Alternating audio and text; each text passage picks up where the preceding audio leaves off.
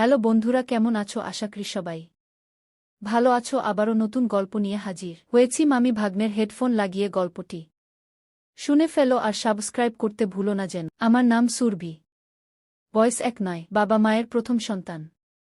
আমরা 3 বোন 1 ভাই, আমি সবার বড়।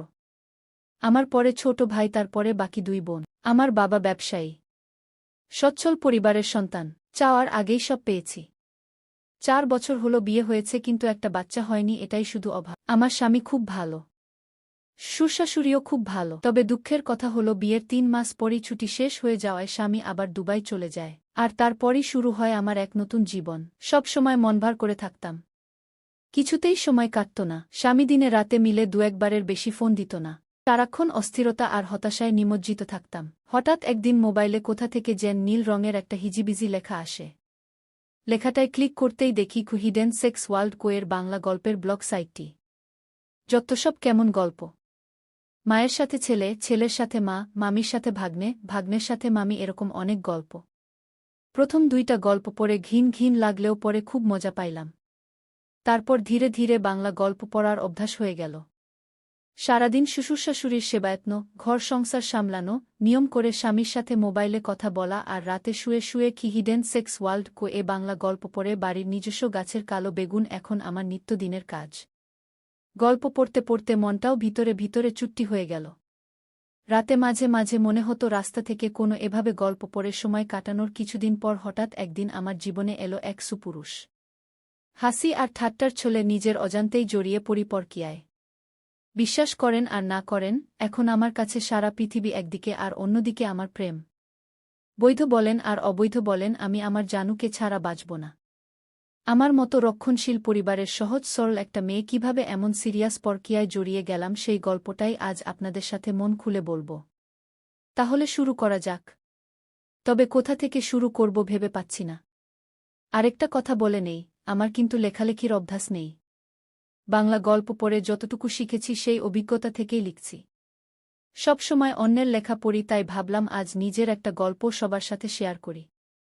গল্পের নায়ক বলেন আর খলনায়ক, তার নাম নিলয়। নিলয় আমার স্বামীর আপন একমাত্র বড় বোনের একমাত্র ছেলে। মানে সম্পর্কে সে আমার ভাগ্নে হয়। নিলয় খুব শান্তশিষ্ট স্বভাবের ছেলে। বিয়ের সময় তাকে একবার দেখেছিলাম। ভালোমতো কথাও হয়নি তখন। নিলয় তখন এসএসসি পরীক্ষার্থী। পড়াশোনার চাপে মামার বিয়েটাই ঠিকমতো বেড়াতে পারেনি। নিলয়দের বাড়ি গ্রামের দিকে। তাই এসএসসি পরীক্ষায় পাশ করার পর নিলয় আমাদের বাড়িতে, আমার শ্বশুর বাড়ি থেকেই পড়াশোনা করত। আমাদের বাড়ি থেকে নিলয় যেই কলেজটায় ভর্তি হয়েছে তার দূরত্ব ছিল মাত্র 15 মিনিটের। নিলয় প্রতিদিন সাইকেলে চড়ে কলেজে যেত। আমার শ্বশুর বাড়িতে ঘর ছিল মাত্র একটি। তবে নিলয়ের পড়ালেখার কথা চিন্তা করে বড় ঘরটার পাশে ছোট একটা পড়ার ঘর তৈরি করে দেয়া হয়েছিল। ঘরটায় চেয়ার টেবিল সহ একটা খাটিয়াও ছিল। তবে রাতে নিলয় বড় ঘরটার একটা রুমে থাকত। আমাদের বড় ঘরটায় 3টা রুম। একটা রুমে আমি আর আরেকটা রুমে আমার শ্বশুরশাশুড়ি থাকত। মাঝখানের রুমটা অবশ্য ফাঁকা ছিল। তবে নিলয় আসার পর মাঝখানের রুমটায় একটা খাট বসানো হয় এবং নিলয় মাঝখানের রুমটাই থাকে। রাতে পড়া শেষ করে এসে মাঝখানের রুমটায় ঘুমায়। নিলয় খুব মেধাবী। এসএসসিতে সে এ পেয়েছে। নিলয় কথাবার্তা খুব কম বলে। প্রয়োজন ছাড়া কারো সাথে কথা বলে না, এমনকি তার নানানানির সাথেও না। আর আমার দিকে তো ঠিকমতো তাকাই না। আমার শ্বশুরশাশুড়ি বয়স্ক মানুষ, সারাক্ষণ ঘরেই থাকেন। শ্বশুর চশমা ছাড়া ঠিকমতো দেখেনি না। আর শাশুড়ি হাতির মতো মোটা শরীর নিয়ে নড়তেই পারে না। সারাক্ষণ বিছানায় শুয়ে শুয়ে পান চিবায়। শ্বশুর দিনের বেলায় এদিকে সেদিক গেলেও শাশুড়িকে আজ পর্যন্ত ঘরের বাহিরে যেতে দেখি নাই। সে যাই হোক, নিলয় আমাদের বাড়িতে এসেছে 15 দিন হল। এখন অবধি আমার সাথে ঠিকমতো কথাই বলেনি। আমাকে খুব লজ্জা পায়। আমি আর নিলয় একসাথেই খাওয়া দাওয়া করি। শ্বশুরশাশুড়ির খাবার তাদের বিছানার উপর দিয়ে আসি আর আমি নিলয় একসাথে খাই। নিলয় বাড়িতে আসার পর আমার গল্প পড়াটা আর হচ্ছে না। কারণ পড়া শেষ করে এসে কখন ডাক দিয়ে বলবে, মামি দরজা খোলো। তাই সারাক্ষণ তার অপেক্ষায় থাকতাম। সে খুব পড়ত। রাতে 10টার আগে খেতে আসত না। মাঝে মধ্যে তো 11টা-12টা অবধি পড়ত। আমি প্রায়ই ঘুমিয়ে যেতাম। নিলয় তখন সামনের দরজায় ডাক দিয়ে না পেয়ে ঘরের বাম সাইটের দরজায় এসে ডাকত। অর্থাৎ আমি যেই রুমটায় ঘুমাতাম ঠিক ওই রুমটার বাহিরের দরজার দিকে এসে ডাকত। তখন আমি লাফিয়ে উঠে গিয়ে দরজা খুলতাম। একদিন নিলয় অনেক রাত্র অবধি পড়ল। তা প্রায় রাত 12টা কি 12:30 হবে। আমি তো ঘুমে অস্থির। নিলয় এসে প্রায় 10-15 মিনিট ডাকাডাকি করেও আমাকে জাগাতে পারছিল না। উপায় না পেয়ে সে রান্নাঘর থেকে মাছ ধরার ছিপ দিয়ে জানালার ফাঁক দিয়ে আমার শরীরে গুঁতা মারল। আমি লাফিয়ে উঠলাম। তারপর গিয়ে দরজা খুলে দিলাম। আমি ভাত খাওয়ার জন্য বাসন পরিষ্কার করতে চাইলে নিলয় বলল, নিলয়, মামি, আমি ভাত খাব না, তুমি শুয়ে পড়ো। আমি, কেন? ভাত খাবে না কেন? ভাত না খেয়ে কেউ রাতে ঘুমায়? নিলয়, না, তোমার চোখে অনেক ঘুম। এমনিতেই তোমাকে রোজ রাত জাগিয়ে কষ্ট দেই, আজ অনেক রাত হয়েছে, এবার তুমি শুয়ে পড়ো, আমি সকালে উঠে খাব। আমার কোনো সমস্যা নেই। তোমার যতক্ষণ মন চায় পড়ে এসো। মাঝে মধ্যে চোখটা একটু লেগে যায় আর কি। নিলয়, আমার জন্য তুমি শুধু শুধু জেগে থাকবে কেন? কাল থেকে আমি পড়ার ঘরটাই ঘুমাবো, আর নানানানিকে যখন খাবার দাও তখন আমাকেও ডাক দিও, ওই সময় আমিও খেয়ে নেব। সন্ধ্যা রাতে খেয়ে নিলে রাত জেগে পড়তে পড়তে ক্ষুধা লাগবে না? তখন কি খাবে? আর তাছাড়া এত বড় ঘর থাকতে তুমি ওই ঘরে ঘুমাবে কেন? আমি কি কখনো বলেছি তোমার জন্য আমার সমস্যা হচ্ছে? তুমি কি বাহিরের কেউ? তুমি তো আমাদের নিজেদের মানুষ। তোমার জন্য এইটুকু করতে পারবো না? নিলয়, ঠিক আছে মামি। অনেক রাত হয়েছে, এবার ঘুমাও, এই ব্যাপারে সকালে তোমার সাথে আলাপ করব। এটা বলেই নিলয় সোজা তার বিছায় গিয়ে শুয়ে পড়ল। আর আমিও আমার রুমে চলে আসলাম। তবে আর যাই হোক, আজ প্রথম নিলয় আমার সাথে এত কথা বলেছে, কিন্তু একবারও আমার চোখের দিকে তাকায়নি। এখন সকাল 8টা। নিলয় এখনও ঘুম থেকে ওঠেনি। কাল অনেক রাতে ঘুমিয়েছে, তাই একটু বেশি ঘুমাচ্ছে। এমনিতে প্রতিদিন সকাল 7টার সময় ঘুম থেকে উঠে উঠোনে হাঁটাহাঁটি করে। নিলয়কে কখনো সকালে পড়তে দেখিনি। নিলয়কে ডাক দিতে হবে, কারণ 10টায় ক্লাস আছে। তাই নিলয়কে ডাক দিলাম। নিলয়, নিলয়, ওঠো, 8টা বাজে, কলেজে যাবে না? নিলয়, কয়টা বাজে? 8টা। 8টা বাজে বলতেই লাফিয়ে উঠল। তারপর গোসল করতে গেল। মিনিট 10কের মধ্যে গোসল শেষ করে নাস্তা খেয়ে সোজা কলেজে চলে গেল। এরপর ঠিক 2টার সময় কলেজের ক্লাস শেষ করে বাসায় ফিরল। মাঝে মধ্যে অবশ্য 12টা-1টার দিকেও চলে আসে। পড়ার ঘরে বই খাতা রেখে গোসলখানায় হাত মুখ ধৌত করতে গেল। এদিকে আমি খাবার নিয়ে বসে আছি। নিলয় ঘরে আসল। তারপর আমার দুজনে একসাথে দুপুরের খাবার খাইলাম। খাবার খাওয়ার সময় কোনো কথা হলো না। শুধু জিজ্ঞেস করেছিলাম কলেজে ঠিকমতো ক্লাস হয় কিনা। বাচ্চা ছেলের মতো মাথা নেড়ে শুধু বলেছিল হ্যাঁ, শুধু এইটুকুই। খাবার খেয়ে নিলয় তার পড়ার ঘরে গিয়ে শুয়ে রইল। নিলয় অবশ্য দিনের বেলা ওই ঘরটায় ঘুমায়। সন্ধ্যা হয়ে গেল। নিলয় ঘুম থেকে উঠছে না। আমি পড়ার ঘরটায় গিয়ে নিলয়কে ডাক দিলাম। আমার ডাক শুনে ঘুম থেকে উঠে বিছানায় বসল। আমার দিকে তাকিয়ে বলল, নিলয়, কি হয়েছে? ডাকছ কেন? না, কিছু না। সন্ধ্যা হয়ে গেল, তুমি এখনো ঘুমাচ্ছ, পড়তে বসবে না? নিলয়, সন্ধ্যা হয়ে গেছে নাকি? দেখি কয়টা বাজে। নিলয় পড়ার টেবিলে রাখা তার হাতঘড়িটায় টাইম দেখে গোসলখানায় হাত মুখ ধৌত করার জন্য চলে গেল। আমি তার পড়ার ঘরটাই বসে রইলাম। হাত মুখ ধৌত করে নিলয় পড়ার ঘরে আসল। আমার দিকে তাকিয়ে বলল, নিলয়, তুমি এখনো এখানে কি করো? রান্নার কাজ শেষ? সেই কখন। কেন, ক্ষুধা লাগছে নাকি? নিলয়, আরে না, কি যে বলো, এই সন্ধ্যার সময় ক্ষুধা লাগে নাকি? তবে চা হলে ভালো হতো। চা পাতা মনে হয় ঘরে নেই। কাল থেকে তোমাকে চা করে দেব, ঠিক আছে? নিলয়, ঠিক আছে। এখন যাও, আমি পড়তে বসব। আচ্ছা বাবা, তুমি মনোযোগ দিয়ে পড়ো, আমি গেলাম। আমাদের বড় ঘরটায় চলে আসলাম। ঘণ্টা দুয়েক পরে শ্বশুরশাশুড়িকে রাতের খাবার দিলাম। শ্বশুরশাশুড়ি খাচ্ছে। আমি পাশেই বসে আছি। হঠাৎ সুর বলল, বৌমা, নিলয় ঠিকমতো পড়ালেখা করে তো? তুমি একটু খেয়াল রেখো। বাবা, আপনি কোনো চিন্তা করবেন না, নিলয় খুব ভালো ছেলে, তাকে পড়ার জন্য বলতে হয় না। সে নিজেই নিজের পড়া শেষ করে নেয়। তা জানি, কিন্তু তারপরেও আমাদের দায়িত্ব আছে না? নিলয়কে নিয়ে আপনাদের কোনো চিন্তা করতে হবে না, আমি সারাক্ষণই তার সাথে সাথে আছি। আর বাবা কাল সকালে নিলয়ের জন্য দোকান থেকে চা পাতা নিয়ে আসবেন। নিলয় আজ সন্ধ্যার সময় চা চেয়েছিল, আমি বলছি কাল থেকে দেব। শাশুড়ি, তাদের বাড়িতে সবাই চা খাওয়ার অভ্যাস। আমিও একবার তোমাকে বলবো বলবো বলেও ভুলে গেছি। তোমার সুরের আনার দরকার নেই। বাজার সদাই যা লাগে এখন থেকে নিলয়কে দিয়েই নিয়ে আসবে। নিলয়কে সকালে আমি বলে দেব। আর বৌমা, সকালে নাস্তা করার সময় আমাকে মনে করিয়ে দিও, আমি নিলয়ের সাথে কথা বলবো। ঠিক আছে মা। আমি তাদের খাওয়া শেষ হওয়া অবধি বসে রইলাম। খাওয়া শেষে বাসনপত্র গুছিয়ে আমার রুমে গিয়ে মোবাইলে বাড়িতে মায়ের সাথে কথা বললাম। কথা বলতে বলতে রাত প্রায় 10টা হয়ে গেল। এবার দেখি নিলয় কি করছে। আমি দরজা খুলে নিলয়ের পড়ার ঘরের কাছে গেলাম। ঘরের কাছে যেতেই নিলয়ের পড়ার শব্দ পাইলাম। পড়ার শব্দ পেয়ে আমি আর ঘরে ঢুকলাম না, কারণ নিলয় রাগ করতে পারে। তাই বড় ঘরে চলে আসলাম। রাত প্রায় 11টার উপরে, কিন্তু নিলয় এখনও ঘরে আসছে না। আমি একা একা জেগে আছি। পড়ার ঘরে যে যাব সেটারও সাহস পাচ্ছি না, কারণ আমি রাতের বেলা অন্ধকারে ভয় পাই। তাই বাহিরে না গিয়ে সামনের জানালা খুলে বসে রইলাম। অপেক্ষার পর অপেক্ষা, কিন্তু নিলয় ঘরে আসছে না। পড়ার ঘরে না হয় ঘুমাবে, কিন্তু খেতে আসবে তো? আমার কিচ্ছু ভাল লাগছে না। কি করব ভেবে পাচ্ছি না। সুরকে ডাকব নাকি ডাকব না তাও বুঝতে পারছি না। এভাবে অপেক্ষা করতে করতে রাত প্রায় 12:30 বেজে গেল। এরপর আমি অপেক্ষা করতে করতে কখন যেন ঘুমিয়ে গেলাম। সকালে ঘুম থেকে উঠে শাশুড়িকে জিজ্ঞেস করলাম, মা নিলয় ঘরে আসে নাই?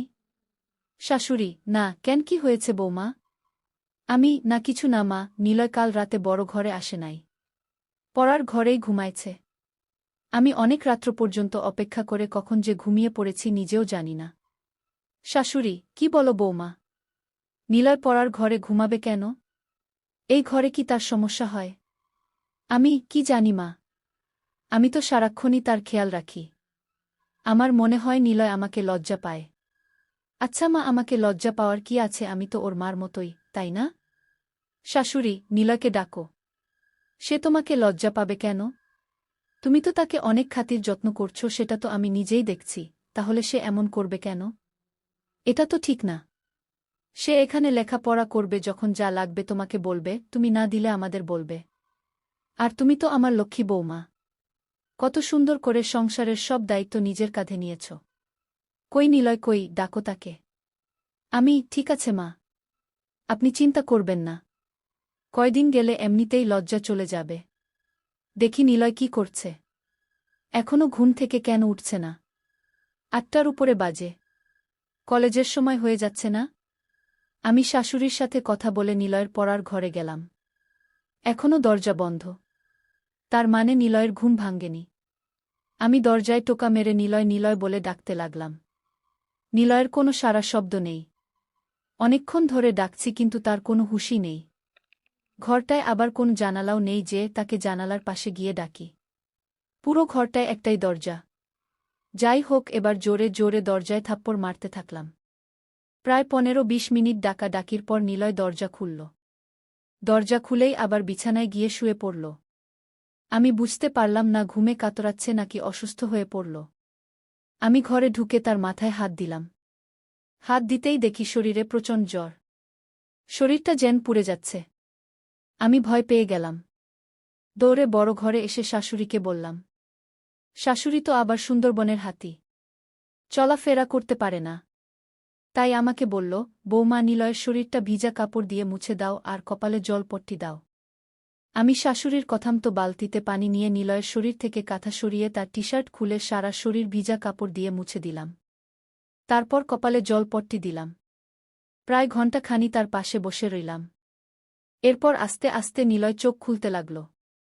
আমি তাকে ধরে উঠে বসালাম। বসানোর পর নিলয় আমাকে বলল, মামি, রাতে যখন জ্বর অনুভব করি তখন সাথে সাথে গিয়ে তোমাকে ডাক দিয়েছিলাম, কিন্তু তুমি গিয়েছিলে তাই তোমাকে আর বেশি ডাকাডাকি করিনি। আমি বললাম, এটা কোনো কথা হলো নিলয়? তুমি অসুস্থ, একা একা এই ঘরে কেন ঘুমালে? আমার জানালায় জোরে থাপ্পড় মারতে, নয়তো বাম দিকের দরজাটায় জোরে একটা লাথিই মারতে। এভাবে একা একা কষ্ট করার কোনো মানে হয়? এভাবে 10 মিনিট কথা বলার পর নিলয় উঠে দাঁড়াল। তারপর খাট থেকে নেমে সোজা গোসলখানায় গেল। গোসলাখানা থেকে হাতমুখ ধৌত করে বড় ঘরে গেল। নিলয়কে বড় ঘরে যেতে দেখে আমিও বড় ঘরে চলে গেলাম। বড় ঘরে এসে তাকে নাস্তা দিলাম। নাস্তা করতে করতে তার শরীরের জ্বর কিছুটা কমে গেল। কলেজে যাওয়ার মতো সময় আর শরীরের কন্ডিশন কোনটাই ছিল না। তাই নিলয় আজ কলেজে গেল না। বাড়িতেই হাঁটাহাঁটি করছে। আমি রান্না করছি, হঠাৎ দেখি নিলয় আমার পেছনে দাঁড়িয়ে আছে। আমি বললাম, কি ব্যাপার, রান্না শিখবে নাকি? নিলয়, না, ভাবছি তুমি সারাদিন একা একা কত কাজ করো, সবার খেয়াল রাখো, সত্যিই তুমি খুব ভালো। কেন যে তোমার সাথে এতদিন কথা বলিনি? আমি আসলে তোমাকে লজ্জা পেতাম, তাই তোমার সামনে কম আসতাম, কম কথা বলতাম। তাছাড়া আমি মেয়েদের কাছ থেকে একটু দূরেই থাকি। আমি কেন? মেয়েদের কাছ থেকে দূরে কেন? মেয়েরা কি বাঘ না ভাল্লুক? নিলয়, আরে না, তুমিও দেখছি কলেজের মেয়েদের মতো কথা বলো। আমি কলেজে আবার মেয়ে বন্ধু নাই তো? নিলয়, আরে না, আমাদের ক্লাসের একটা মেয়ে আছে, অযথাই গায়ে পড়ে কথা বলে। আমি, তাই নাকি? তা মেয়েটার নাম কি? নিলয়, বিশ্বাস করো আমি ওর নামও জানি না, আর জানার ইচ্ছাও নাই। তাকে দেখলেই আমার প্রচণ্ড রাগ হয়। গায়ে পড়ে কথা বলা মেয়েদের আমি একদম পছন্দ করি না। আমি, তাহলে তো তুমি আমাকেও পছন্দ করো না, কারণ আমিও তো তোমার গায়ে পড়ে কথা বলি। নিলয়, তুমি কি বাহিরের মানুষ নাকি? তুমি তো আমার সাথে যখন খুশি কথা বলতে পারো। বলতে গেলে, তোমার সাথে কথা না বলে আমি অপরাধ করেছি। তোমার জায়গায় অন্য কেউ হলে এতটা খেয়াল রাখত না। তুমি সত্যিই অনেক অনেক ভালো। আমি, হয়েছে, আর হাওয়া দিতে হবে না। এবার যাও, আমার মোবাইলটা দিয়ে তোমার মাকে একটা ফোন দাও। তোমার অসুখের খবর জেনে গেছে। নিলয়, মাকে আবার জানালে কেন? আমি বলিনি, তোমার নানি বলেছে। নিলয়, নানি? এই নানিকে নিয়ে আর পারলাম না। সব কিছুতেই বাড়াবাড়ি করে। নিলয় আমার রুমে চলে গেল। আমি রান্না শেষ করে গোসলখানায় গেলাম। গোসল শেষ করে শ্বশুরশাশুড়িকে দুপুরের খাবার দিয়ে আমি আর নিলয় একসাথে খাবার খাইলাম। দুপুরের খাবার শেষ করে নিলয় পড়ার ঘরে চলে গেল। আমি বাসনপত্র গুছিয়ে দেখি সে বড় ঘরে নেই। আমি নিলয়ের পড়ার ঘরে গিয়ে নিলয়কে ডাক দিয়ে বললাম, এই ঘরে ঘুমানোর দরকার নেই, বড় ঘরে আসো। আবার শরীর খারাপ করলে উঠে দাঁড়াতে পারবে না। নিলয় তখন আমার কথা আর অমান্য করল না। আমার পেছন পেছন বড় ঘরে এসে মাঝখানের রুমটার খাটে বসে রইল। আমি তাকে বললাম, নিলয়, মাঝের রুমে ঘুমাতে অসুবিধা হলে তুমি আমার রুমে গিয়ে ঘুমাও। আমি দুপুরে বেশি ঘুমাই না। তুমি যাও, আমার রুমে গিয়ে ঘুমাও। আসলে মাঝের রুমটা একটু খোলা মেলা তো, তাই নিলয় এখানে ঘুমাতে স্বাচ্ছন্দ্যবোধ করে না। তারপর নিলয় আমার কথামতো আমার রুমটায় গিয়ে শুয়ে পড়ল। এদিকে শাশুড়ি ডাকছে, পান খাবে, চুনের কৌটা খুঁজে পাচ্ছে না। চুনের কৌটা দিতেই শাশুড়ি জিজ্ঞেস করল, নিলয় কোথায়? আমি বললাম, মা, নিলয় আমার রুমে ঘুমাচ্ছে, পড়ার ঘরে গিয়ে শুইছিল, আমিই নিয়ে এসেছি। বলা তো যায় না, আবার কখন শরীরটা খারাপ করে বসে, আর মাঝের রুমটায় নিলয় ঘুমাতে পছন্দ করে না। এজন্য আমিই বলেছি আমার রুমে গিয়ে ঘুমাতে। শাশুড়ি, ভালোই করেছ। মাঝের রুমটা আসলে থাকার উপযুক্ত না। দেখো, নিলয়কে বলো এখন থেকে তোমার সাথেই ঘুমাতে। রাতে পড়া শেষ করে তোমার সাথেই ঘুমাবে। তুমি তো আর তাকে কম আদর যত্ন করছো না। তোমার কথা না শুনে পারবে না। আমি, মনে হয় না আমার সাথে ঘুমাবে। তবে আজ আমার সাথে অনেক কথা বলেছে। এতদিন তো শর্মে কথাই বলেনি। আজ মামির সাথে খুব কথা বলেছে। শাশুড়ি, বলেছিলাম না, কয়েকদিন গেলে ঠিক হয়ে যাবে। আর তুমি যেই খাতির যত্ন করছো, ওর মা চেয়ে কম না। আমি, কি বলেন মা, নিলয় তো আমাদের ছেলের মতোই। তাছাড়া নিলয়ের মামা নিলয়কে অনেক ভালোবাসে।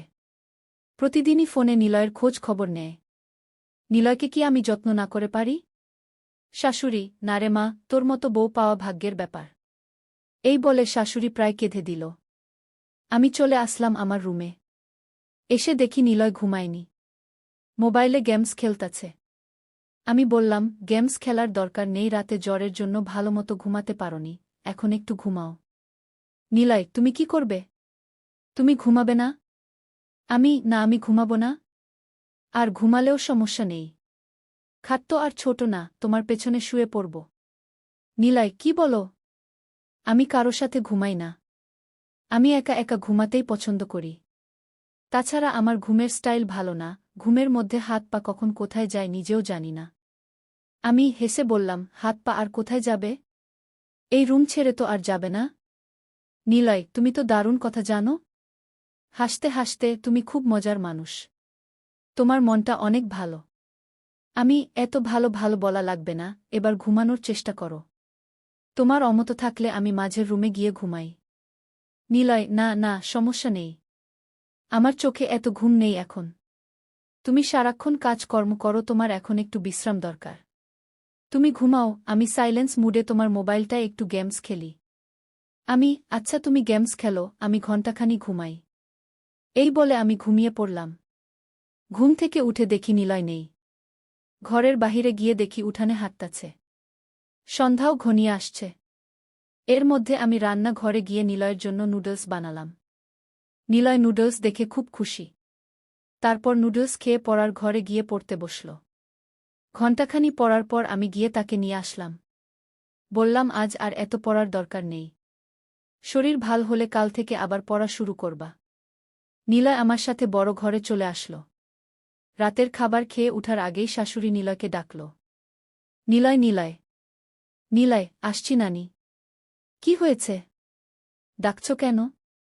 নিলয়ের নানি, উই ছোট ঘরটা বানাইছি তোর পড়ার জন্য, থাকার জন্য না। মাঝের রুমটায় ঘুমাতে না পারলে তোর মামির সাথে ঘুমা। তোর মামি কি তোকে কম আদর করে? মুরব্বিদের কথা শুনতে হয়। শুধু লেখাপড়া করলে হয় না, আদব কায়দাও শিখতে হয়। নিলয়, ঠিক আছে। তুমি ঘুমাও, আমি মামির সাথেই ঘুমাব। শাশুড়ির সাথে কথা বলে নিলয় যখন মাঝের রুমের খাটে বসল, ঠিক তখনই হঠাৎ তার শরীরটা আবার আগুনের মতো গরম হতে লাগল। শরীরটা যেন পুড়ে যাচ্ছে। নিলয় মামি মামি বলে ডাকতে লাগল। আমি আমার রুমে ছিলাম। দৌড়ে গেলাম নিলয়ের কাছে। কি হয়েছে নিলয়? নিলয়, মামি দেখো, আমার শরীরটা আবার গরম হয়ে যাচ্ছে। শরীরটা যেন কাঁপছে। ঠিক আছে বাবা, তুমি বসো, আমি তোমার শরীরটা ভিজা কাপড়ে মুছে দিচ্ছি। আমি শাশুড়িকে বললাম, মা, নিলয়ের আবার খুব জ্বর এসেছে। শরীরে আগুন ধরার অবস্থা। কি করব? শরীরটা মুছে দাও, আর দেখো তোমার শ্বশুরের ওষুধের কৌটায় প্যারাসিটামল ট্যাবলেট আছে, একটা খাইয়ে দিয়ে তোমার সাথে নিয়ে শুয়ে দাও। রাতে জ্বর না কমলে সকালে ডাক্তারের কাছে নিয়ে যাইও। আমি শাশুড়ির কথামতো তাই করলাম। আমার রুমে নিয়ে খাটে শোয়াইয়া তার সারা শরীর ভিজা কাপড় দিয়ে মুছে দিলাম। নিলয় জ্বরে খুব কাঁপছে দেখে আলমারি থেকে একটা কম্বল নামিয়ে দিলাম। আমি আর নিলয় পাশাপাশি শুয়ে রইলাম। আমি নিলয়ের মাথায় হাত বুলাতে লাগলাম। জ্বরে নিলয়ের শরীর ভূমিকম্পের মতো কাঁপছে। তার কাঁপুনি দেখে আমি তাকে জড়িয়ে ধরলাম। তারপরও যেন কাঁপুনি থামছে না। অনেকক্ষণ পর কাঁপুনিটা একটু কমেছে, এবার তার চোখে একটু ঘুমও দেখা যাচ্ছে। এদিকে আমার চোখেও ঘুম এসে গেছে। আমি নিলয়ের মাথায় হাত বুলাতে বুলাতে কখন জানি ঘুমিয়ে গেলাম। গভীর রাতে নিলয়ের জ্বর আবার বেড়ে যায়, কিন্তু আমি টের পাইনি। জ্বরের কাঁপুনিতে নিলয় আমাকে জড়িয়ে ধরে।